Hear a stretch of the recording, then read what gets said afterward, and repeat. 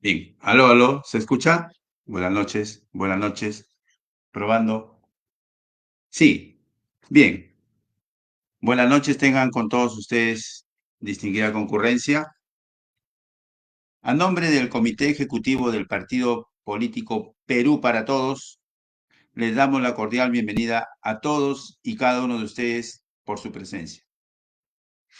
El día de hoy vamos a continuar con nuestras jornadas y reuniones y charlas virtuales, con el fin de abordar la diversa problemática por la cual atravesamos todos los peruanos, ¿no? Entonces, como ustedes recordarán, ya estamos en nuestra tercera jornada y hemos tenido la primera sobre la situación económica, la segunda jornada fue sobre el peligro virtual en los niños y ahora también vamos a abordar otra temática económica, puesto que es un tema muy sensible y muy amplio a la vez, ¿no? Entonces, en esta oportunidad vamos a tener a tres invitados, dos invitados especiales, por supuesto, y el anfitrión, que es Hernán Rodríguez del partido, que va a presentar a nuestros invitados especiales. Entonces, bienvenidos nuevamente todos a esta charla, a esta conversación, a este panel, fórum, en fin, ¿no? La idea es que todos tengamos conocimiento de esta situación económica por la cual está atravesando nuestro país. ¿Ya? Entonces dejo a Hernán Rodríguez para que presente a la mesa de honor. Bienvenidos todos.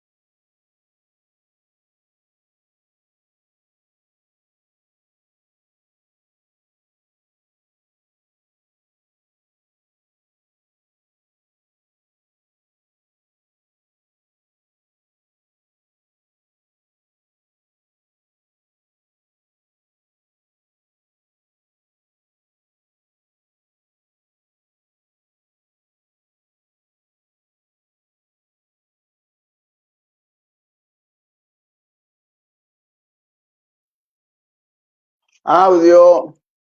Hernán, no tienes audio.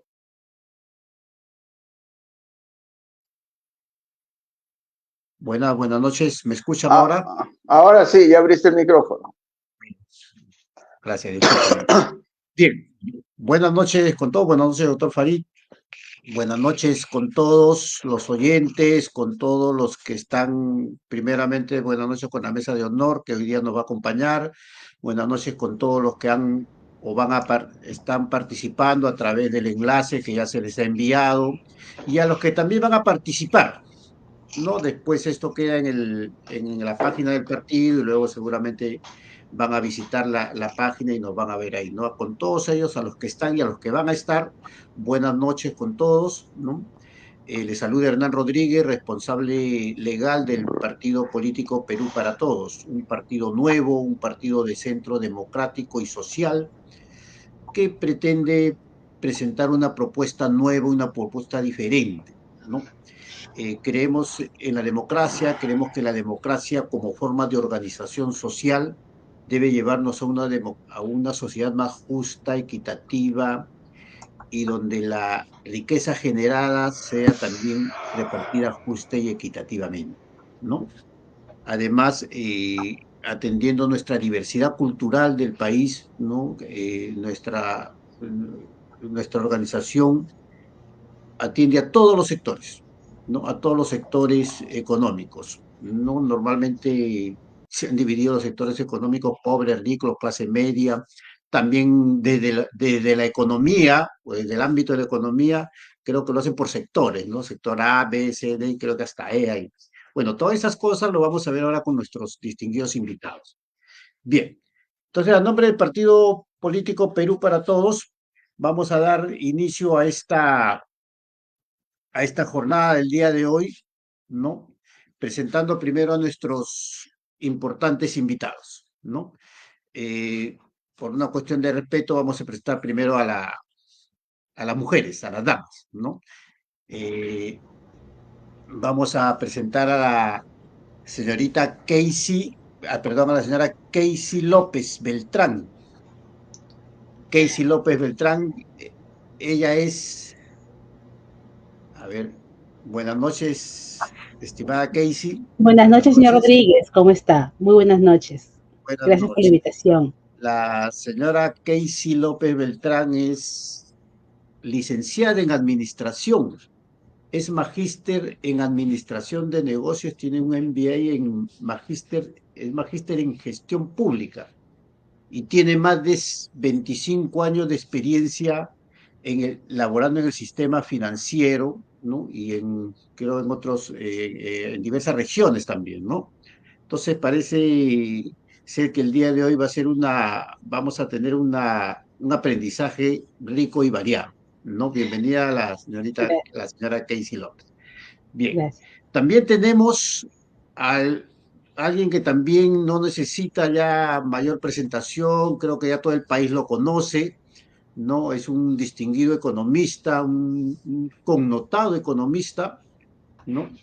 Que ha trabajado pues en la función pública y en la función privada también, ¿no? Nos referimos al señor Farid Matuk, que ya en la primera fecha también ya se presentó con nosotros, donde estuvimos disertando sobre el tema de informalidad, del trabajo, del tema económico sobre la informalidad, que nos dejó algunas cosas muy interesantes. Buenas noches, señor Farid. Buenas noches. Bien, esta es la mesa que el día de hoy nos va a acompañar, ¿no? El tema de hoy es básicamente un tema económico, cultura financiera y coyuntura nacional. Cuando hablamos de coyuntura nacional, básicamente nos vamos a entrar en la parte económica, que es el rubro en que nuestros distinguidos panelistas están al día de hoy, ¿no? Entonces, vamos a empezar con el trabajo del día de hoy. Vamos a iniciar con la señora Casey López, ¿no? Que nos va a disertar sobre el tema de, si no me equivoco, es el tema de cultura financiera, ¿verdad? Así es, así Muy, es. muy bien. Entonces, con el permiso del doctor Farid Matus, vamos a darle, por ser la dama del equipo, vamos a darle que inicie el día de este trabajo del día de hoy. Luego continuamos con el señor Farid Matud para luego responder las preguntas que tengan a bien hacer a través de los chats de acá de la plataforma. ¿Ok? Bien, sin más ni más, escuchamos a la doctora Casey López. Gracias. Muy buenas noches. Gracias, señor Rodríguez, muy amable. Señores, muy buenas noches. Agradecer a cada uno de ustedes por acompañarnos el día de hoy. Agradecer a los organizadores, creadores de este espacio, esta conferencia virtual, por la invitación. Ya me presentaron, pero mi nombre es Casey Celina López Beltrán. Y hoy hablaremos de la cultura financiera en la coyuntura nacional. ¿Cómo puede contribuir al crecimiento económico? No solo a cada uno de nosotros como individuos, sino también como familia, a nuestra familia y por ende a toda la sociedad. Hoy día hablaremos de la importancia del ahorro para lograr nuestros objetivos, la importancia de la bancarización en el ahorro de tiempo, dinero y minimizar riesgos. ¿Cómo es que la inclusión financiera y una adecuada educación financiera va a contribuir al crecimiento económico del país? que contamos con un respaldo de entidades financieras sólidas, instituciones supervisoras, reguladoras y un marco legal que vela por nosotros como ciudadanos, como usuarios, mediante normas. Asimismo, considero importante el día de hoy tocar el tema de educar a nuestros hijos, a nuestros niños, el futuro de nuestro país, en cómo administrar su dinero. Con ello conseguiremos futuros, adultos responsables y libres del famoso estrés financiero. Bueno, mi presentación hay que hacerlo dinámico. Quisiera apoyar un poco en absorber las consultas, ¿no? Considero que puedo iniciar con una casuística bajo mi experiencia. Veremos cómo nos venimos comportando en el sistema financiero, qué sería lo óptimo, ¿no? Y en qué podemos sostenernos. Y bueno, lo más importante, atender sus consultas para que desde mi punto de vista y bajo mi experiencia poder aportar a cada uno de ustedes y a sus familias. ¿Ok? Bueno, a ver, ¿les parece? Inicio con algunas casuísticas que más o menos vamos a poder entender cómo es o cómo se define la cultura financiera, ¿no? Les pongo un primer ejemplo, ¿ok? A ver, Juan, como muchos de nosotros, cuenta con varias tarjetas de crédito, ¿ok? Decide ir al supermercado, al más cercano, y comprar con su tarjeta de crédito su canasta básica o su consumo mensual, llámese arroz, pollo, champús, etc. Cuando va a la caja, decide el importe de la compra, pongámosles 200 soles, ¿ok? Juan va a la caja y su cuota y su gasto en el momento son 200 soles. El señor Juan decide comprar en 20 cuotas, llámese, ¿no? Para no sentir el pago de esa compra. Lo que no sabe es que más o menos un 5% mensual, que es la tarjeta de crédito por consumo, va a salir pagando aproximadamente 400 soles en 20 meses. Miren, 400 soles. Y si es que él ha pagado, si no ha tenido algún imprevisto económico, ¿no? Porque si no, también le van a cobrar un interés moratorio. Más o menos, con intereses con cierta demora, 425 soles al término de su pago del mes de la tarjeta de los 20 cuotas. Ese es el escenario número 1. Escenario número 2, tenemos a Margarita, ¿ok? Que cuenta con una tarjeta de crédito, con una línea de crédito prudencial, ¿ok? Y ella decide utilizar su tarjeta para tomar o adquirir un curso de especialización. ¿Qué les parece? Un curso de especialización. Este curso, más o menos 500 soles, y decide pagarlo solamente en 10 cuotas. ¿Cuánto le saldrá al menos el interés? 250 soles. O sea, ya pagado puntual, va a pagar 750. Ahora bien, hay otro tema. Margarita decide postular a un ascenso o a un trabajo, ¿ok? Porque ya tiene el curso de especialización que se ha pagado con su tarjeta de crédito, ¿ok? Y requiere este puesto y cumple con el perfil, gana y la asciende, ¿ok? ¿Qué está ganando Margarita? 1, está pagando lo menos posible de interés en su consumo de su tarjeta de crédito. Y sobre todo, ella está invirtiendo en su crecimiento personal. Le va a ayudar a su crecimiento laboral y por ende a mayores ingresos. Pregunto, ¿eso no es inversión? Margarita ha invertido en algo para ella, ¿ok? Eso me parece que es el mejor uso de la tarjeta de crédito, ¿ok? Invertir en uno, ¿ok? De unas cuotas prudenciales. ¿Estamos? Ok. Número 2, otro ejemplo, para que más o menos entendamos el concepto de la cultura financiera. María trabaja en limpieza pública, labor que en las épocas de pandemia ha sido muy aplaudida, señores. No hemos salido nosotros a nuestros balcones, a la puesta de nuestras casas, a aplaudirlos, agradecerles, le hemos llevado detalles. Ahora bien, su labor es de riesgo, ¿verdad? Ya que tienen en contacto con productos contaminados, ¿no es cierto? ¿No sería lo idóneo que cuente con un seguro de salud y de vida privado? Adicionalmente al que ya tiene, que puede tener, ¿verdad? Para que de una u otra manera puedan contrarrestar su ardua labor. Este producto de seguro se puede. 2 escenarios. 1, ser subvencionado por el gobierno local o subnacional, o el gobierno central, ¿no? El gobierno local o subnacional o el gobierno central, mediante proyectos de inversión, ¿no? Podría ser. Número 2, con solo buscar alianzas, convenios con las CPS, es decir, por ejemplo, yo municipio, yo gobierno central, tengo mis señores seguros, no sé, les presento, tengo una planilla de 50, 100 trabajadores que serán tus clientes seguro, ¿ok? Tú le vas a dar un programa de acorde a sus necesidades, ¿ok? Obviamente con una prima asequible, ¿no? Lo puedo solucionar. ¿Este acaso no es una inclusión financiera? Claro que sí. ¿Por qué? Porque estoy generando productos para el bien de mi población, ¿ok? Y sobre todo para personas que están que son de riesgo, ¿ok? Ya van 2. Y para no aburrirlos, el tercero, que sí me importaría mucho considerar.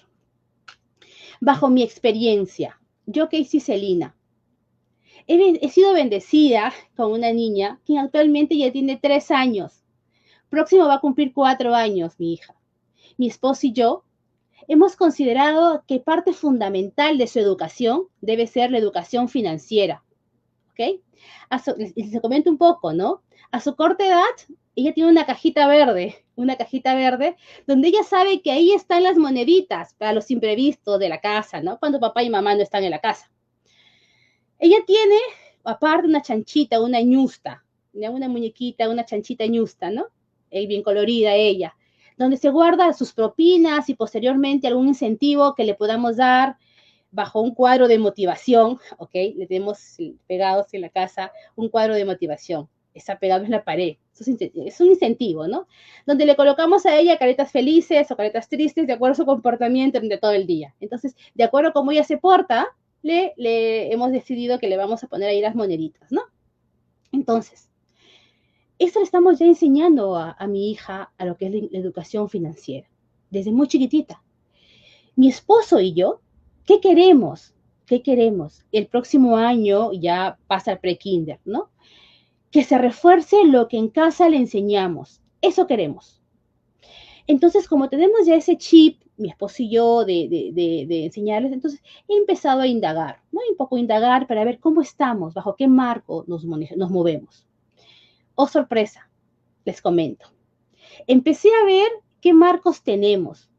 Existe, y acá lo tengo, les voy a mostrar, ingresé al Ministerio de Educación para indagar, encontré 2 cosas. En primer lugar, el Currículo Nacional de Educación Básica, que yo sé que acá lo conocen también, ¿no? El Currículo Nacional de Educación Básica. Adicionalmente, programas curriculares de educación básica regular, y ahí descargué el otro programa de curricular de educación inicial, ¿ok? Y para ser más precisa, ¿ok? Me fui al área de curriculares, ¿ok? Me fui a esa área. Y la verdad, no vi nada al respecto, por lo menos de luz, de lo que claramente deseo, que a mi hija le enseñen educación financiera desde muy pequeñita. Tengo entendido que acá hay docentes también. Entonces, muchos de ustedes, docentes, toman la cultura financiera, pero como un tema libre, no como una competencia, ¿ok? Es decir, mi hija, que si en su colegio o la maestra buenamente, como muchos de docentes que lo vienen practicando, buenamente considera, le va a enseñar, pero no es obligación. Por ende, no le voy a poder, yo como mamá, no le voy a poder exigir que su normativa le ampara. O sea, no le voy a poder exigir, enséñele a mi hija educación financiera, desde muy pequeñitas. No le voy a poder enseñar. ¿Qué hacemos? ¿Ok?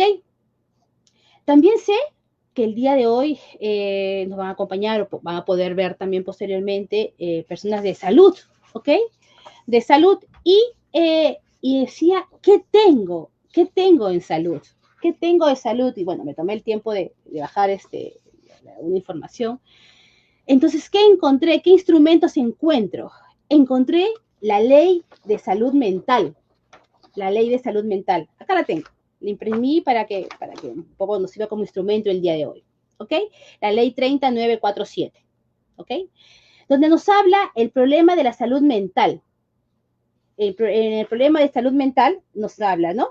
Y nos habla, dice, el trastorno, ¿y qué comprende? ¿Qué comprende la salud mental? ¿Qué comprende? Trastorno mental, permítame por favor leerlo, trastorno mental y del comportamiento, condición mórbida que sobreviene de una determinada persona, afectando en intensidades variables el funcionamiento de la mente y el comportamiento. ¿Ok?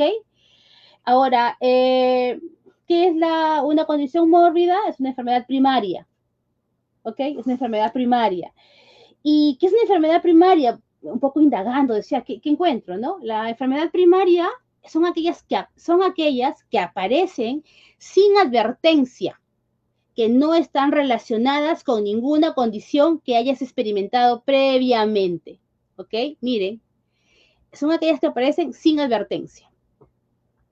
Además también encontré, aparte de la ley que les acabo de mencionar, un plan de salud mental, Perú 2021, donde nos habla del estrés, el estrés. ¿Y qué es el estrés, señores? Es un estado desagradable de estimulación que ocurre cuando las personas perciben en un suceso o una condición amenaza su habilidad para afrontar situaciones de manera eficaz. ¿Ok? Entonces, señores, sé que muchos de ustedes van a compartir conmigo este deseo. Yo como madre de familia, quiero que mi hija cuando salga del kinder, del colegio, sepa administrar sus recursos, que no sufra de un estrés, ya que eso le va a afectar su salud. Deseo que el emprendimiento que ella decida realizar sea con responsabilidad, amor y felicidad. Que sepa invertir o reinvertir sus ganancias en su emprendimiento, que decida que su empresa sea próspera. Eso quiero. ¿Y por qué les menciono emprendimiento? Porque la currícula de educación así lo menciona, emprendimientos, ¿no? Entonces, y todos sabemos que los emprendimientos en un negocio tiene que darnos rentabilidad, ¿ok? Entonces, más o menos les estoy explicando 3 casos, ¿no? Que serán el punto de partida el día de hoy para un poco dialogar, aprender. Todos vamos a aprender, y también el otro panelista, el señor Matú. Entonces, más o menos por ahí quiero empezar a hablar un poco ya de lo que es la inclusión financiera, ¿no? Entonces, a ver si me acompaña también el señor Farid Matuk, que está aquí, y un poco escuchar también bajo su amplia experiencia, yo también aprender más de él, ¿no? Porque es un honor participar con él esta noche.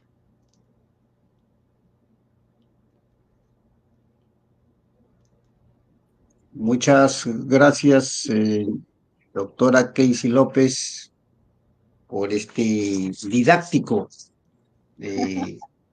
introducción a este tema de la cultura financiera, ¿no? Y efectivamente la cultura financiera tiene que ver definitivamente con la educación, ¿no? Y efectivamente en educación, este currículum, el CENEP, el Currículo Nacional de Educación Básica, trabaja en base a competencias, Así es. ¿no?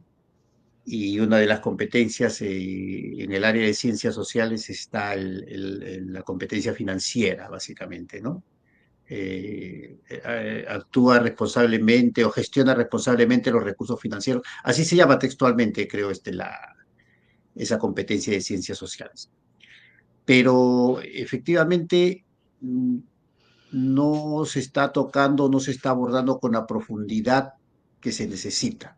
Por varias razones. Ese es un tema ya que seguramente en otro momento también hablaremos, pues, todas las razones que hay por qué Muy no se toca de amplio, esta manera el sistema financiero, claro, ¿no? Desde la escuela, ¿no? La cultura financiera tiene que ir de la escuela, ¿no? desde la Y de escuela.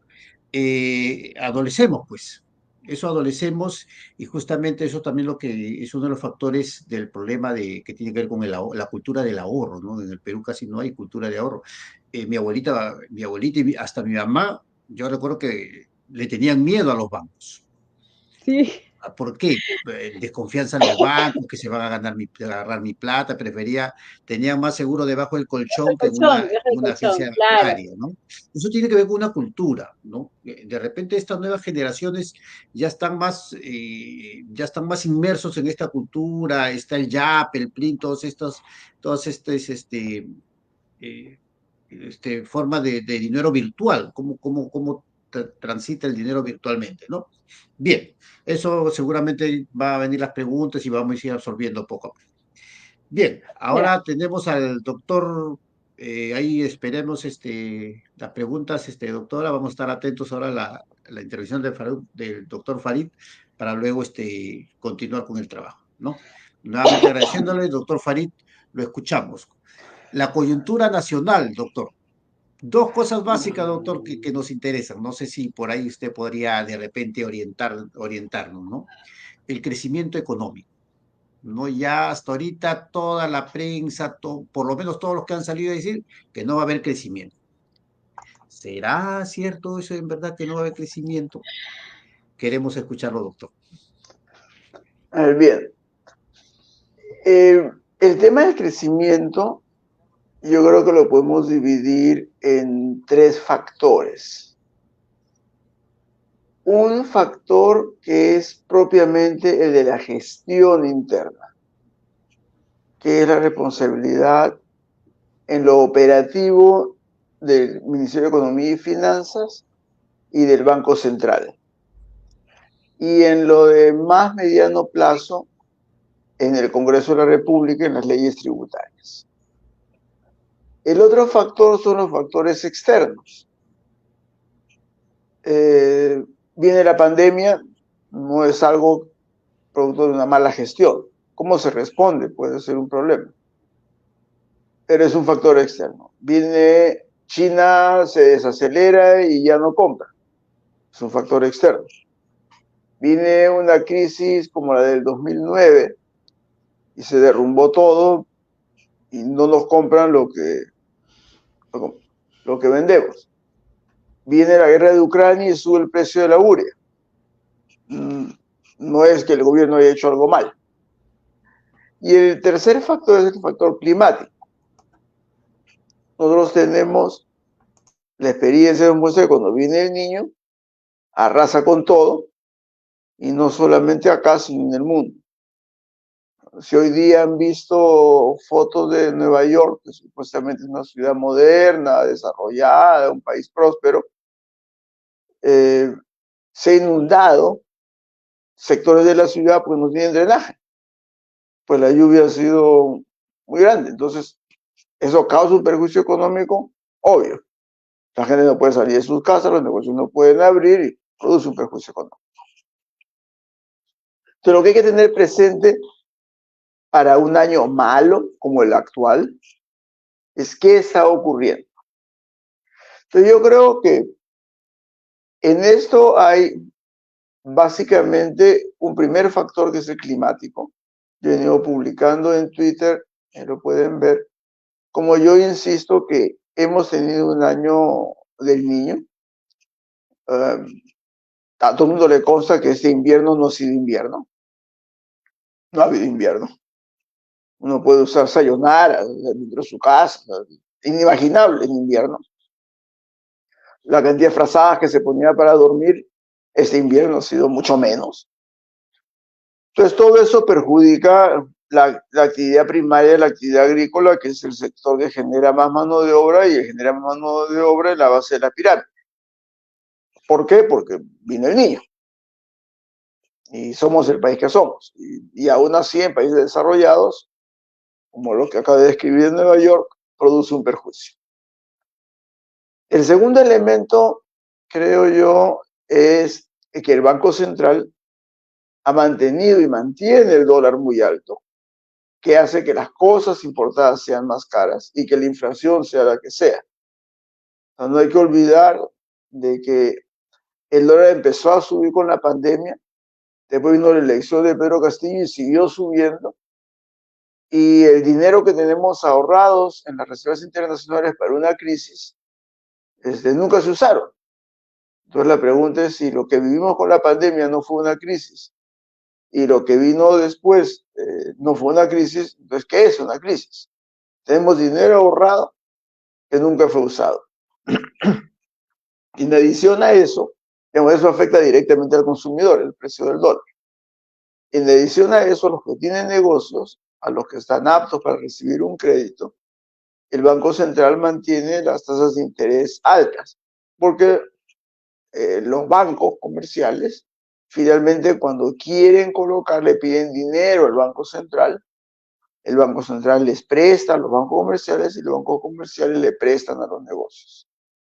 Entonces, hemos tenido una política de Banco Central muy restrictiva, se denomina técnicamente, o, digámosle, contrayendo la economía más de lo que el sentido común indica, porque no es que hayamos crecido en exceso como en la época de Toledo, el comienzo de García, el bajón del 2009 volvió a crecer, el comienzo de Humala. A partir del 2013 todo ha venido malo. El salario mínimo está básicamente trancado desde del 2013 en poder adquisitivo, 10 años trancado, después que del 98 al 2013 más que se duplicó en poder adquisitivo.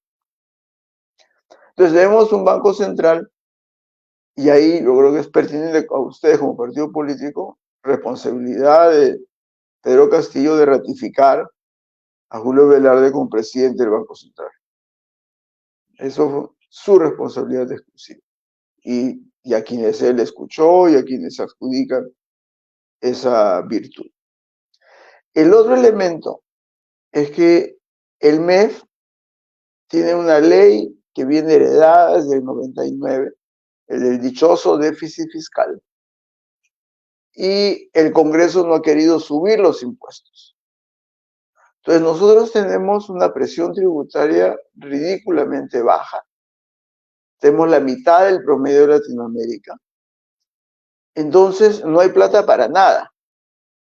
No hay plata para las escuelas, no hay plata para las postas, no hay plata para las comisarías, no hay plata para las prisiones, no hay plata para nada, porque el Perú recauda la mitad de lo que recauda Latinoamérica. O sea, el Estado peruano es la mitad de ingresos, de capacidad adquisitiva, lo que tiene el promedio de Latinoamérica. Por no hablar de la dichosa OSD, en donde somos un tercio. Quedémonos en Latinoamérica. En Latinoamérica tendríamos que duplicar la presión tributaria. Entonces, el gobierno central, el MEF, no pudiera hacer más obras de las que hace, porque no tiene caja. Y no tiene caja porque la presión tributaria no alcanza. Por ejemplo, el finado congresista, él dio una ley que reducía el IGB a los restaurantes, a los negocios formales. De la carretilla y del emoliente nunca pagó IGB, ni le va ni le viene. Pero a los restaurantes formales se les redujo el IGB y con eso se redujo el ingreso fiscal y con eso se redujo la capacidad de gestión del Estado. Entonces, yo creo que en términos de la economía y a ustedes como partido político, un punto que se deja de lado constantemente por todos los partidos es que vayan a tener la plata para hacer la obra que quieren hacer. O sea, a mí es inmaterial, no me importa si quieren construir el doble de escuelas, el doble de postas, el doble de comisarías. Ya cada programa político de cada partido lo hará, pero lo tienen que costear. Tienen que saber que duplicar lo que sea la prioridad tiene que estar costeado, porque si no, se quedan en la promesa electoral y en la percepción de los votantes el engaño. Porque supuestamente el partido político que gana tuvo un plan de gobierno y dijo, vamos a hacer esto, y no hizo nada. Entonces, esa historia de que una cosa con guitarra y otra con cajón es mentira para mí. Por lo menos para mí es mentira. Porque uno ya sabe cuál es la capacidad de gasto que tiene el gobierno. Entonces, la capacidad de gasto que tiene el gobierno para las escuelas es para poner parches. Quiero poner más. Bueno, tengo que recaudar más. Tengo que recaudar más sí o sí. No, que la base tributaria. Entonces, lo que yo les comentaba la vez pasada es que hay que diferenciar del informal, que es el anciano que vende queques en un semáforo, y los queques son cocinados por su esposa anciana. Ese es un informal auténtico, del dueño de 10 combis y un taller de mecánica, que contrata a destajo al chofer y al cobrador, que es informal. Al dueño de 10 combis se le puede cobrar 10% de impuesto, como si tuviese 9 combis y no 10. Y vuelve a vivir bien si es dueño de 10 combis. O si es dueño de 30 mototaxis y las alquila. Que no es el caso en que la familia ahorró y el joven que no se le puede pagar la universidad se le compra una mototaxi para que la trabaje. Ese es un informal auténtico, genuino. No tiene capital, no tiene patrimonio, tiene lo que usa. Pero esos que están en los semáforos vendiendo gaseosos en unas cajas enormes que deben ser pesadísimas, esos son vendedores a destajo de un mayorista. Ese no es informal. Está en un semáforo porque hay un evasor fiscal detrás. Y el que tiene, a mí me ocurre a menudo, cuando voy a comprar en galerías, me llevan, aquí no tenemos, pero me llevan a otro y resulta que hay un solo propietario que en vez de tener una tienda grande, tiene 5 kioscos en la galería. Ese que tiene 5 kioscos está sentado sobre bastante dinero y no paga impuestos. Entonces, yo creo que la lección es, ustedes cuando decidan hacer su plan de gobierno, sus metas, lo que fuese, van a tener que ver de dónde van a cortar la tela para las tijeras que van a usar. Eso es crítico. Lo que fuese, o sea, ya es, la decisión es puramente política si quieren tener postas, colegios, comisarías, prisiones, lo que quieran. Pero tienen que tener la caja fiscal que les permita hacer ese plan. No es la del chorreo que empezó con Toledo y ya continuó con todos los demás, de que no, cuando la economía crezca, va a haber un poco más de dinero y entonces ahí le vamos a hacer. Ustedes recordarán mejor que nadie el plan Huascarán con Toledo. El plan Huascarán se quedó en palabras. Pues no estaba costeado, era onerosísimo. Era onerosísimo. Y no había caja fiscal.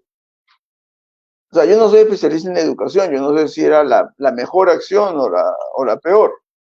Pero lo que sé es que ese plan no tenía caja. Y en general, todos los planes, todas las promesas, no tienen caja.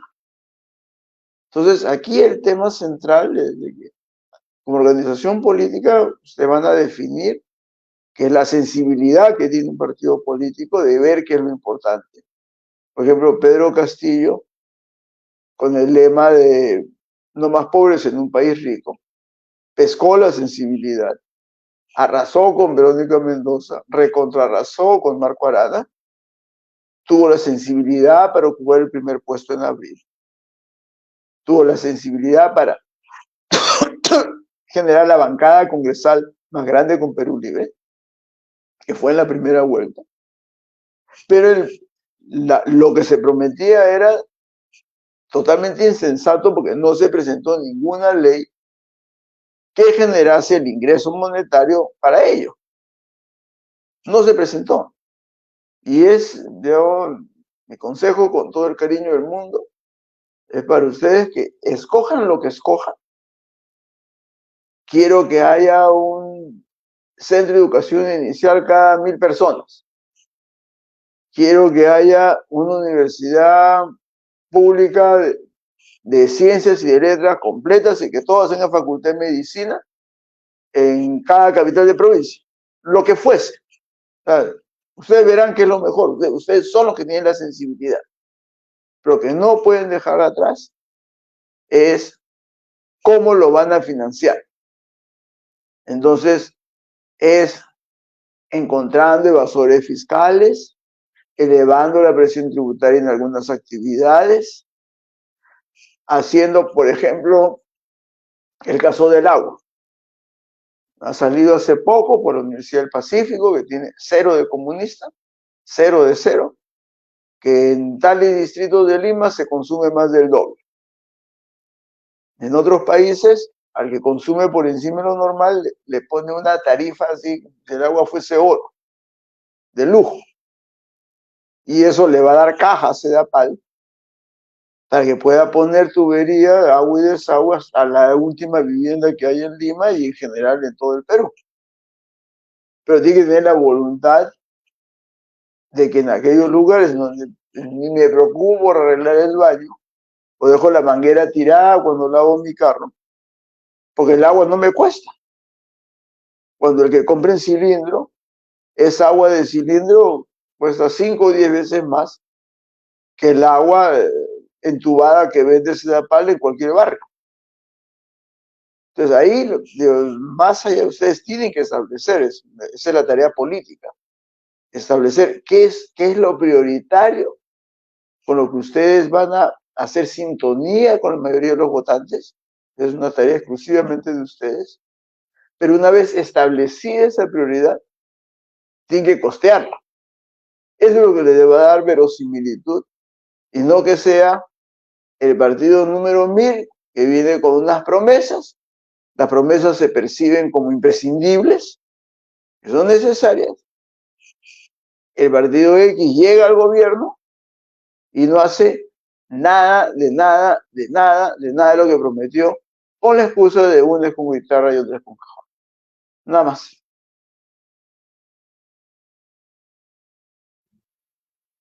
Muchas gracias, doctor Farid. Qué interesante la propuesta que usted nos plantea y que tiene que ver también justamente en los últimos párrafos que ha mencionado usted, tiene que ver también con el tema que ha tocado la doctora Casey, que es la cultura financiera. ¿No? Si los peruanos tuviéramos cultura financiera, probablemente no votaríamos por algunos partidos que, como usted dice, nos prometen todo cuando no hay caja. ¿Por qué? Porque probablemente muchos de los peruanos, por lo menos nuestras generaciones, estoy hablando ya siendo exagerado de mí para atrás, no ha habido una formación en cultura financiera. El nieto, bienvenido. No ha habido una cultura financiera. Sí, Entonces, eso ha creado este problema, ¿no? Y de eso se aprovechan algunos políticos, sí, ¿verdad? claro, sí, De, claro. de, de trabajar con esa sensibilidad que usted dice, ¿no? Han sido sensibles a esos problemas, les han prometido y cuando ha llegado algo, y si no hay caja, no hay lonche gratis, como decía este economista, ¿verdad? Entonces yo creo que ese es un trabajo multiáreas, ¿no? Que se tiene que trabajar de diferentes áreas, ¿no? Uno de esos tiene que ver con la cultura financiera, pues, ¿no? Permítame, señor Rodríguez, tiene que haber voluntad, tiene que haber voluntad, porque en verdad, si hay voluntad de hacer las cosas, se va a conseguir. Inicié, como te dije, con un tema de tarjeta. La segunda alternativa que también mencioné es poder crear productos financieros para aquellas personas vulnerables. ¿Se está trabajando en eso? ¿Se está haciendo eso? ¿Hay voluntad para hacer eso? Y bueno, en verdad, ahora que ya soy mamá, porque mi perspectiva cambia cuando hoy es padre de familia, cuando es madre de familia, que cambia nuestra perspectiva. Es decir, qué importante es empezar desde muy pequeñitos a enseñarles este tema. Que así como hay matemática 1, matemática 2, lenguaje, también en cultura financiera 1, 2, 3, para que desde muy pequeños les enseñen a los niños a cómo administrar sus finanzas. Evitaríamos muchas cosas en el futuro, ¿no? Seríamos muchos más aptos para que haya más emprendimientos también. Cuando ya salgan los jóvenes, ya salgan con un emprendimiento y que puedan ayudar a sus familias, ¿no? A crecer, y en sociedad también, ¿no? Claro, eso aportaría bastante desde el sector, digamos, educativo a mirar la sociedad de otra manera para formar ciudadanos de otra manera, más ¿no? sensibles. Pero, claro, pero tenemos ahorita problemas también de envergadura actual, ¿no? El doctor Farid mencionaba que uno de los factores a que se debe de la crisis, la, la- el desaceleramiento de la economía china viene de, incluso de antes de la pandemia, si no me equivoco. Ya se veían algunos problemas con la desaceleración del crecimiento chino. A eso se le sumó la pandemia y a esa pandemia se le sumó la guerra de Ucrania que lo agarró justo en el gobierno de Castillo. ¿No? Y claro, bueno, también Castillo era el malo de la política y todo le echaron la culpa a él, ¿no? Pero era como usted, hay factores internos que son propiamente, probablemente responsabilidad de él, de su gobierno, y factores externos, que independientemente de quién gobierne, golpea. La guerra de Ucrania ha golpeado a muchos países, a los mismos países europeos los está golpeando. Entonces teníamos la desaceleración del crecimiento chino, teníamos el problema de la pandemia, luego vino la guerra de Ucrania y acá en el Perú esos tres factores nos han golpeado muy duro, por eso seguramente las estadísticas de crecimiento son bastante pobres y a eso le sumamos ahora este problema del fenómeno del niño, ¿no? Que se supone, según lo que dicen los especialistas, en octubre va a venir un golpe duro entre octubre y noviembre. ¿Cree en verdad, bueno, tampoco somos meteorólogos, ¿no? ¿Cree en verdad que la economía va a tocar bastante en este octubre y noviembre, doctor Farid? Mire, el tema es que nosotros tenemos reservas internacionales como nunca hemos tenido en nuestra historia. Somos el país que tiene un porcentaje más alto de reservas comparado con su PBI. O sea, nadie tiene más que Perú. Entonces la pregunta y la crítica es por qué el Banco Central no las usa en una circunstancia de crisis. Con la pandemia, las reservas internacionales subieron. ¿Por qué? Porque el precio del dólar subió y la gente que tenía dinero vendía sus soles, vendía sus dólares y el Banco Central les compraba esos dólares y los guardaba. Entonces hemos tenido la guerra de Ucrania y no se ha derrumbado el dólar. Entonces la pregunta es, ¿para qué tenemos tanto ahorro? ¿O cuándo se va a usar ese ahorro? Ese es un problema empírico, es un problema práctico. Y es un juicio de valor. Como se señaló anteriormente, una familia tiene un ahorro. Y cada familia decidirá que es una situación crítica. Una situación crítica es pagarle al hijo universidad privada porque no ingresó a universidad pública. Una situación crítica es buscar una atención médica privada porque el tiempo de espera en la atención pública es muy largo.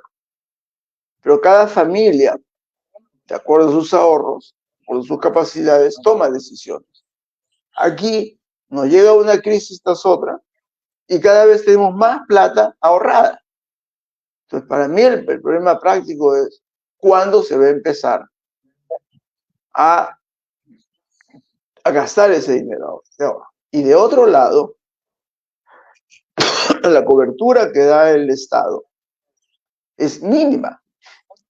Mínima. Cuando llegó la pandemia, yo estuve en esa comisión del Ministerio de Salud y se encontraba que el Perú gastaba 3 veces menos por persona en dólares que Chile.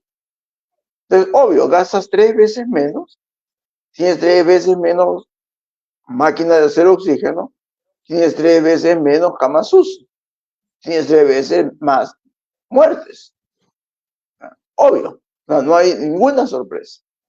Entonces, el problema que hay con la Constitución del 93 no es tanto cambiarle el artículo el otro, sino que el concepto que hay en la Constitución del 93 es un Estado miniatura. Mientras más pequeño, mejor. Ese es el problema abstracto, no es el problema de que el artículo 120 y tantos dice esto, que el artículo 10 y tantos dice esto otro. El problema es que el concepto que hay detrás es que debe haber poco Estado. Y el problema con poco Estado es lo que ha ocurrido, ahora se ha hecho visible para la élite de Lima, que si estás fuera de Lima, una casa de playa en provincia, y no puedes venir con tu carro a 100 por hora desde la playa de Lima al hospital de lujo, a la clínica privada de lujo de Lima, y estás en una playa de provincia, ahí queda. Porque así es, porque no hay. ¿Y por qué no hay? No hay ingreso fiscal. Tenemos la mitad del ingreso fiscal de Latinoamérica. Estaba viendo las estadísticas, debiéramos tener el triple de médicos. Tener el triple de médicos, entonces tener el triple de personal, el triple de equipamiento, el triple de gasto corriente. ¿Se puede hacer? No, no se puede hacer. ¿Por qué? Porque no hay caja fiscal. Entonces nosotros tenemos acá un régimen tributario muy laxo, que no es solamente un problema de las tasas, el 30%, el 8%, el 18%, sino la evasión masiva que hay. Yo muchas veces voy a un supermercado y el que está delante mío compra cerveza y pañales y lo paga y dice, deme ruco. Eso es un acto de evasión fiscal flagrante. No es esencial para el negocio comprar pañales y cerveza. Entonces, ese que tiene el negocio está gastando por cosas que considera necesarias 18% menos que el asalariado. El asalariado va y dice, deme boleta. El que tiene un negocio dice, deme ruco. Entonces se compra el pañal o se compra la cerveza y lo pasa por la empresa. Eso tiene que ser impedido desde el Estado. O sea, el problema no es que el IGB sea alto o bajo, es relativamente alto. El problema es que efectivamente se detecten los casos de fraude.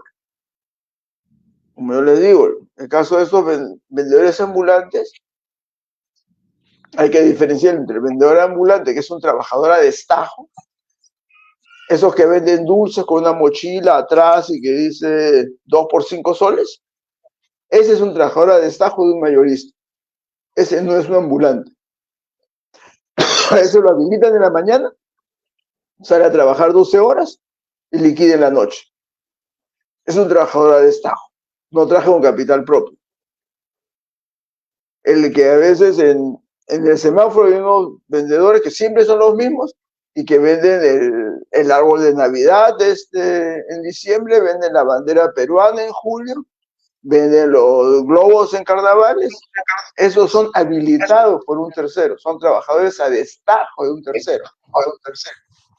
Entonces, lo que ustedes tienen que ver es qué propuestas prácticas tienen que ver para levantar fondos, levantar caja, y después decir lo que más necesita el Perú desde nuestro punto de vista, un partido político, es esto. Y es lo que es. Que Caliwarma sea universal. Una propuesta. Entonces, ¿cuánto cuesta Caliwarma universal? No, que en los colegios públicos hay que darles a los estudiantes uniforme y calzado. 2 uniformes y 2 pares de calzado para el año. Bueno, ¿cuánto cuesta eso? Por no hablar de beneficios a los docentes, solamente para el estudiante. Es dinero, pero eso tiene que estar costeado. ¿Y de dónde se va a sacar? Tiene que decir cómo se va a sacar. ¿Y el Congreso qué tiene que aprobar? El sector agroexportador paga seguro social reducido, tiene un salario mínimo reducido, tiene impuestos a la renta reducidos, y están en ese plan hace más de 20 años, porque necesitan un empujoncito. Ahora tienen un empujonzote de más de 20 años. De eso.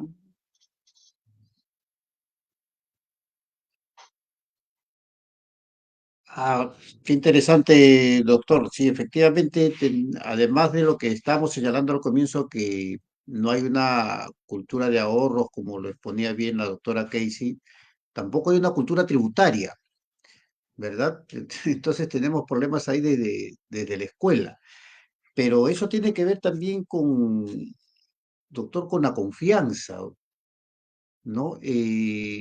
Tú pagas impuestos y esperas, pues, y viene, por ejemplo, los municipios periféricos, como Mabel Salvador, ¿no? Pagan impuestos, les cobran la baja policía, la municipalidad, la baja policía y no tienen parques, no tienen, no tienen nada. Entonces la gente no quiere pagar porque hay una cuestión de confianza con sus autoridades también, ¿verdad? Y eso pues tiene que ver directamente pues con la cultura y tiene que ver con la presión tributaria, que como usted dice, estamos a la mitad prácticamente de América Latina, ¿no? No, la gente no tributa. Pero también tenemos los casos, doctor, de no solamente la gente informal no tributa, sino también las grandes empresas que evaden impuestos, que le deben impuestos al Estado, que son enormes. Y está colgado en las redes, en todos sitios, y la gente ve eso. Estas empresas no pagan impuestos, no pagan, y estamos hablando de millones. Sin embargo, van y le cierran la puerta al tiendero de la esquina, le quitan la mercadería al ambulante de ahí del paradero. Entonces, también eso es una cuestión de confianza que tiene la ciudadanía en la clase política respecto a la tributación, respecto a los impuestos, ¿no? Pero bien, doctora Casey, fíjense, frente a esta coyuntura actual que bien nos ha expuesto el doctor Farid, ¿qué propuesta, qué propuesta usted podría hacer para solucionar este problema de la cultura financiera que tiene que ver también con la tributación? Pues, ¿no? Es una cuestión de cultura también, ¿no? Ok, hablé un momento del emprendimiento, ¿verdad? Entonces, que en educación tiene ya como pilares también.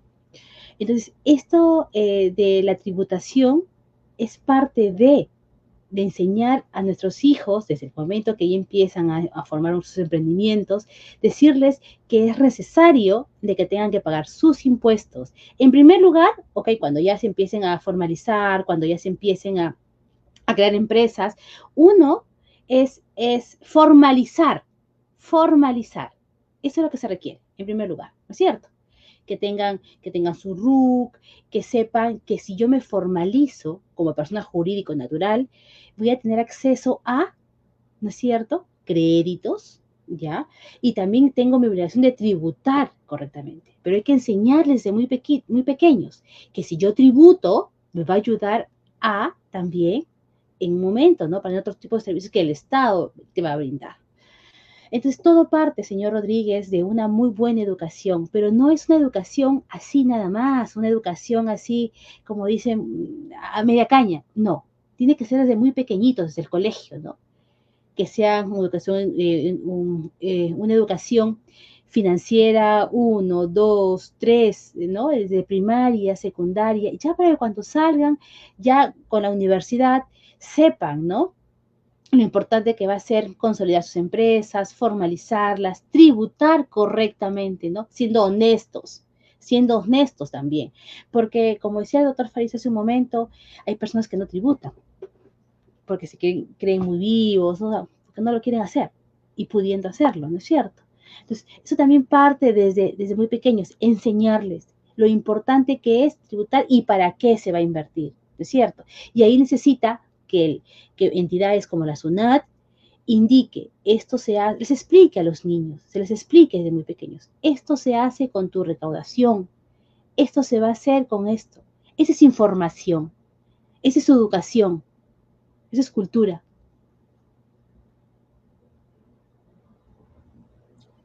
Así es, doctora. Y ahí tenemos de repente más adelante, podemos invitarla otra vez para ver esto de cómo planteamos eso desde el currículum, porque el Y currículum mire, es la matriz de todo, ¿no? conversaba, como usted también, bueno, conversábamos, a veces nosotros, los que venimos de la cancha, como se dice, ¿no? Estamos en la práctica, en nuestro día a día.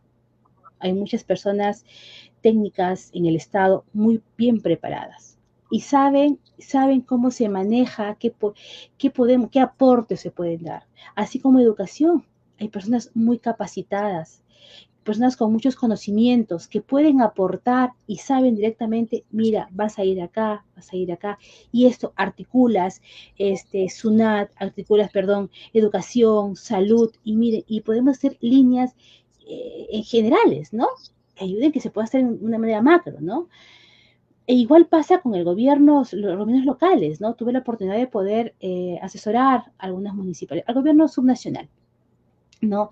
Aportar para la creación de algunos productos, ¿no? A veces el gobierno central. Entonces, aprendí ahí que todo se requiere voluntad, ¿es cierto? Se requiere voluntad, las ganas de decir, mira, ok, si un nivel te dice no se puede, haber un momento, si esto va a enriquecer a la población, esto va a dar a la población un crecimiento social, se tiene que hacer, se tiene que hacer.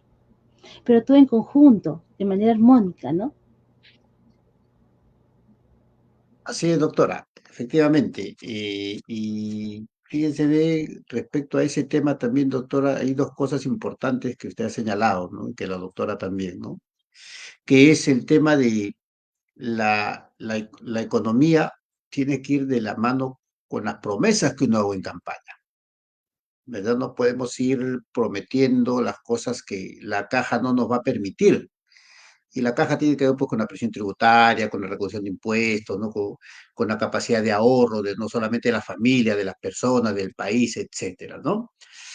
Desde esa perspectiva, usted siempre sabe que a la izquierda siempre le ha culpado de eso, ¿no? De no tener una responsabilidad económica, de prometer, de generar expectativas cuando no hay caja. ¿No? Yo creo que esas etapas también se están superando, ¿no? Yo creo que debe haber un centro y una izquierda responsable con los gastos, ¿no? Que genere confianza en el electorado, ¿no? En ese caso, doctor, ¿usted cree así como hay un pacto ético, ¿no? Cuando hay elecciones, ¿usted cree que debe haber un pacto en el plano económico de los partidos políticos, doctor? ¿Y cuál sería esa matriz básica, digamos, que todos los partidos, independientemente de quién gane o qué proponga, debe cumplir en la parte económica?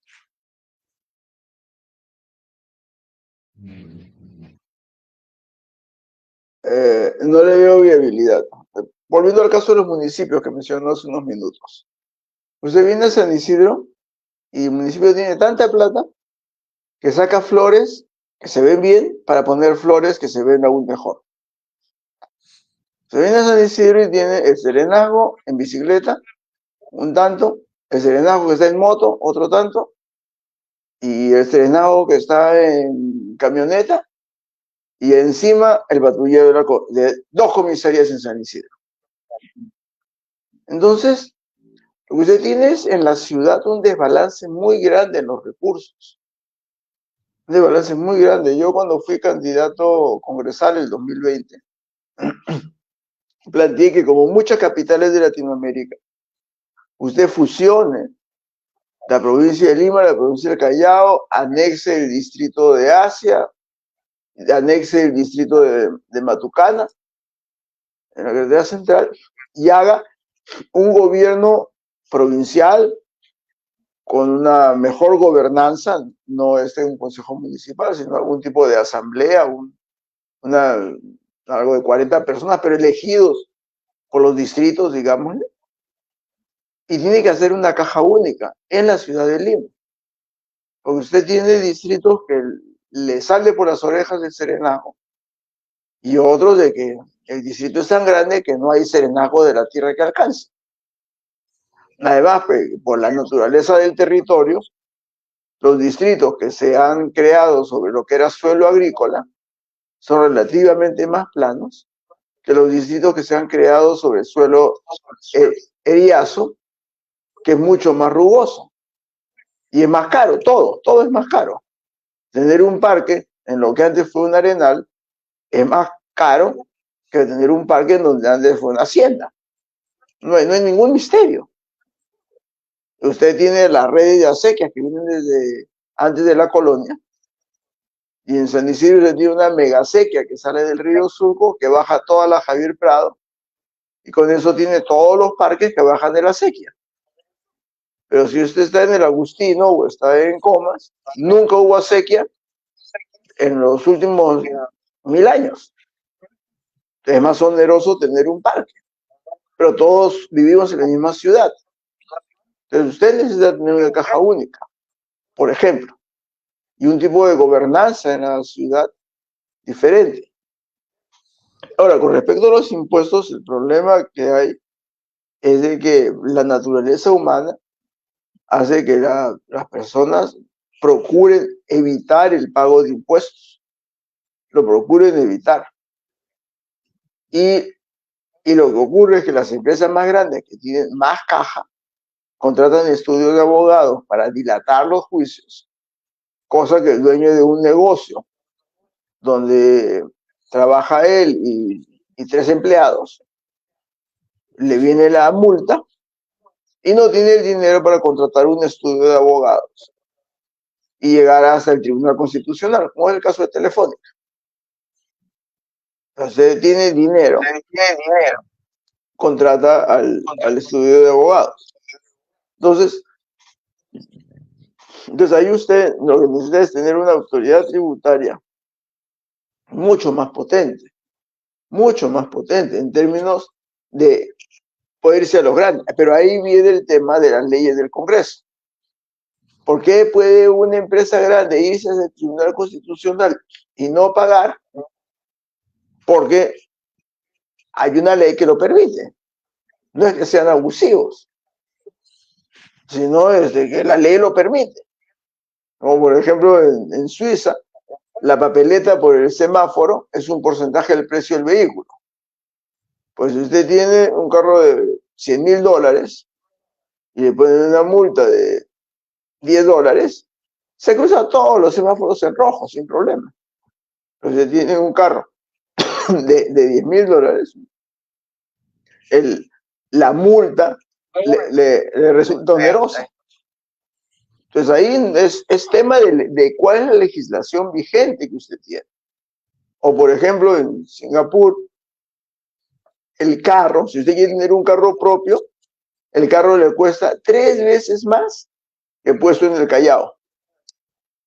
Porque tener un carro propio le cuesta así una millonada de dinero que se usa para el subsidio al transporte público.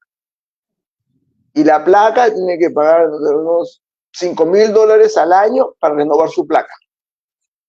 Y si no renovó la placa, pierde el carro.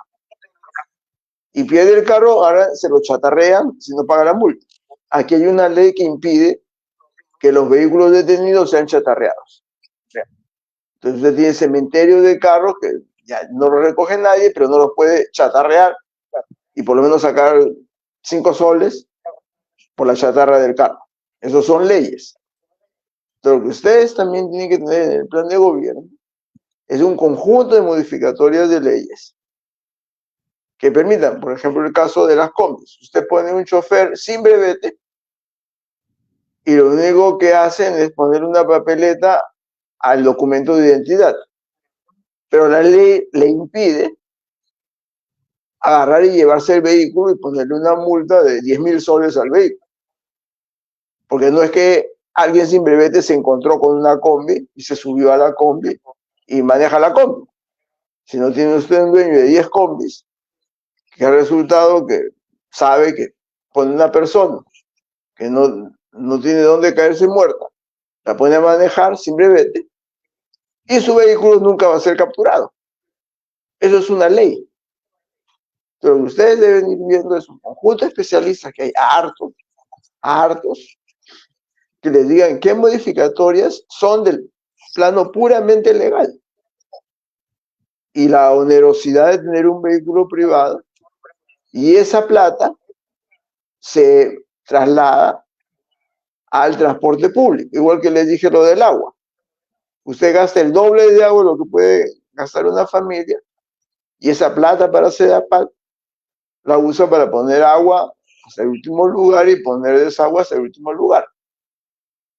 Y el otro problema que tiene es que la política estatal de vivienda ha sido anda al cerro e invade.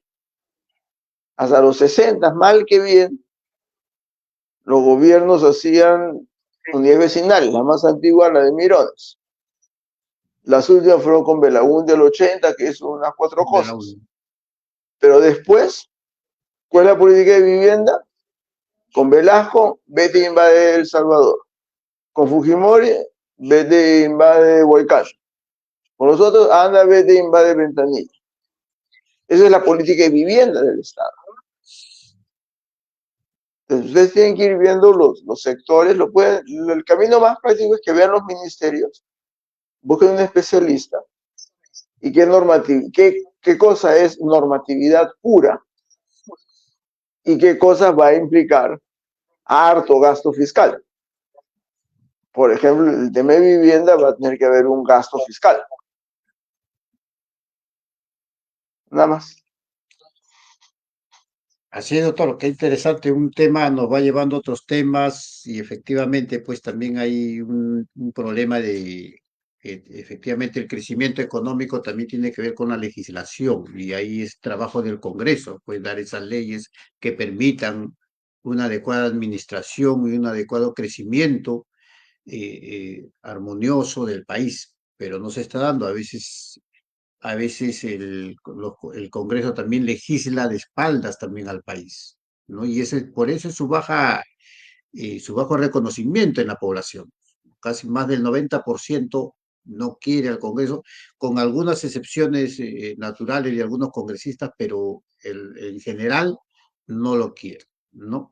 Usted sabe la cantidad de leyes que ha dado estos últimos congresos, de estas leyes que no se van a poder aplicar, enorme cantidad, y ahí se pasan discutiendo esas leyes que no se van a poder aplicar. Bien, doctor, ya me indica Si acá me en el switch permites, que ya... si me permites hacer solamente Claro, acotar doctora, un claro, usted le poquito iba a de dar una... acaba de decir las leyes y articulando lo que dice el doctor Farid, municipalidades, ¿no es cierto? Habló de municipalidades, de lo que pasa en San Isidro. Yo, bueno, quería mencionar algunas municipalidades, algunas provincias que conozco, ¿no? Casi todo el país, Yungay, por ejemplo, o Yumpa, que está por Ancash, ¿no? Cerca Piscobamba, 3.200 metros de altura. A ver, ¿qué ha sacado recién el Congreso? Permítame ya que tocas el tema. El día sábado, ¿ok? Y justo tengo acá que me llamó la atención una ley que dice que regula el proceso de ejecución de obras con administración directa a nivel nacional. ¿Ya? La ley número 31876, donde prohíbe comprar maquinaria, ¿ya? Prohíbe comprar maquinaria, ¿no? En un proyecto de inversión. Entonces, yo me pregunto, a ver, si voy a coger el tema de Yungay, de Yumpa. Yumpa está a 3.200 metros sobre el nivel del mar, a 3 horas de Piscobamba, en el departamento de Ancash. Piscobamba, la ciudad más cercana. En Yumpa no había comisaría hace 3 años atrás, no hay entidades financieras. Entonces, no sería, y cuando llueve ahí, ingresar a Yumpa solo lo hace a través de tractores, o sea, tiene que ir el tractor a hacer la limpieza, ¿no es cierto? ¿Cómo es que quisiera decir un poco más entender si no hay maquinaria para que pueda limpiar toda esa ruta donde su población va a transitar para llevar para todo? O sea, ¿dónde está la maquinaria? O sea, por ejemplo, hay que ser un poquito más entender este proyecto, ¿no? Recién lo estoy un poco evaluando, ¿no? Que ha salido el día sábado, ¿no? Entonces yo digo, oye, si conozco, por ejemplo, Ancash, se requiere maquinaria, ¿qué pasa aquí, no? O sea, ¿cómo es el tema, no? Habló también de municipalidades, cuando hablaba de municipalidades de San Isidro, me ponía a pensar cómo Un minuto sobre la maquinaria. Sí, para aprender también. Martín Vizcarra sacó un tuit y ya ha llamado esa ley la ley de las constructoras. Por lo que ocurre es de que el municipio va a tener que hacer una adjudicación directa por emergencia a una constructora que tiene el tractor. Entonces, el municipio, al no poder adquirir un tractor, le va a crear ganancias a una empresa privada que tiene el tractor. Ese es el propósito último, crearle ganancias a una empresa, porque digamos, siempre se cierra la carretera, siempre hay huaicos, entonces el tractor va a tener 10 años de vida y después se vuelve chatarra, como toda máquina, ya. Claro. Entonces ahora, con la nueva ley, el municipio no puede comprar el tractor, pero igual la carretera se va a cerrar. Entonces, por una acción de emergencia, que es verdad, Contraloría no puede decir, es verdad que hubo un huaico, y es verdad que la carretera desapareció, contratan a un privado que tiene el tractor y hace un poco de ganancia. Ese es el propósito de la ley. Doctor Farid, muchas gracias. Estaba tratando un poco de entender porque todo ha sido tan rápido. Decía, bueno, ahí está la respuesta, ya señores. Tienen ahí otra cosita más como para poder ver qué aporte se puede dar, ¿no? Y otra cosita. Sí. Mencioné, bueno, en una charla anterior también que di, justo me invitaron, en Martes Democrático, hablé de la zona tripartita, el trapecio amazónico, Perú, Colombia, Brasil. Miren, en Perú está Santa Rosa, por parte de Perú está Santa Rosa, por parte de Colombia está Leticia, por parte de Brasil, Tabatinga. Ok. Nuestra gente de Santa Rosa, del Perú, tiene que irse a otro país porque no hay presencia financiera, o sea, y pasar a través de vías fluviales. Dígame, es increíble, ¿no es cierto? Que no haya más presencia del Estado en esos lugares. Yo como peruano, estoy permitiendo que mi gente vaya, conozca otras monedas. Me pregunto, ¿no? Así es, doctora. Bueno, eso también queda para reflexión y para ver pues qué cosas estamos haciendo bien, qué cosas estamos, bueno, no nosotros, ¿no? Sino quienes tienen la responsabilidad de gobernarnos y de generar las leyes, sí, ¿no? Para que ande el país, ¿no? Bien, ya nos estamos pasando la hora, un interesante tema que hemos tocado el día de hoy. Se ha pasado la hora muy rápido. Tenemos un montón de preguntas ahí, si ustedes están viendo el chat, que no han podido ser contestadas todas, pero seguramente en una próxima oportunidad espero tener la posibilidad de tenerlo nuevamente con nosotros. Bien, empecemos, nos despedimos, unas palabras finales de la doctora Casey para los oyentes, todos los que nos están viendo ahorita y los que nos van a ver después cuando subamos el video a las redes del partido. Ok. La escuchamos, doctora. Termino con dos cosas, ¿ok? Estudien la cultura financiera, ¿ok? Yo voy a estudiar voy a aprender, voy a estudiar la cultura financiera para poder exigir que se formalice este tema y que empecemos desde los colegios. Y un ciudadano informado va también no solamente exigir, también va a poder aportar, bajo cualquier perspectiva, va a poder aportar. Un gusto, muchas gracias por la invitación, un honor, señor Farid, muchas gracias. Muchas gracias, doctora, gracias por sus palabras. Doctor Farid, unas palabras finales para nuestros distinguidos oyentes. Bueno, lo que les decía antes, les repito ahora, hagan su plan de gobierno y costéenlo. Nadie costea. Todo el mundo promete el oro y el moro y nadie costea. Costéenlo. Hay harto por donde cortar, hay harta grasa para sacar. Hay harta, eso sí. El otro clásico para mí es el que tiene su canchón en el Porvenir o en Bocanegra y tiene 100 recicladores que le traen mercadería todos los días. Es como una fábrica con 100 obreros, pero son a destajo. Y una vez al trimestre vende toda la chatarra, viene un mega trailer y le pagan cash y se va con 3 matones a depositar su dinero al banco porque si no esa misma noche queda ahí en el canchón. O sea, ahí hay plata, o sea, hay harta plata en hartos negocios que operan a la luz pública. No estoy hablando de narcotráfico, de nada. Esto es negocios que ocurren a la luz pública y que lo que tienen es mucho trabajo de destajo. Mi cálculo es que la mitad de la informalidad son trabajadores a destajo. No es informal, que se está recurseando como puede. En la ventana de su casa pone una bodeguita. Ese sí es informal. Pero el que tiene 30 mototaxis es un empresario evasor de impuestos con trabajadores a destajo. Entonces, yo creo que por ahí pueden ir viendo y lo que deciden, las prioridades, ustedes, el éxito de un partido político es realmente tener la sensibilidad de qué cosa es la demanda de los ciudadanos. Y ese es el éxito que puede alcanzar un partido político. Y la mejor de las suertes. Gracias, doctor Farid, por los consejos. Efectivamente, lo vamos a tener en cuenta. Probablemente que estamos metidos en política tengamos esa sensibilidad, pero necesitamos del técnico, sobre todo de los economistas, para poder hacer realidad irresponsablemente, además, aquellas cosas que están en nuestras propuestas políticas, ¿no? Bien, muchas gracias por la presencia de todos, gracias a todos los oyentes, muchas gracias, doctora Casey, muchas gracias, doctor Farid, y nos vemos cada 15 días que estamos nosotros trabajando en esta mesa de diálogo.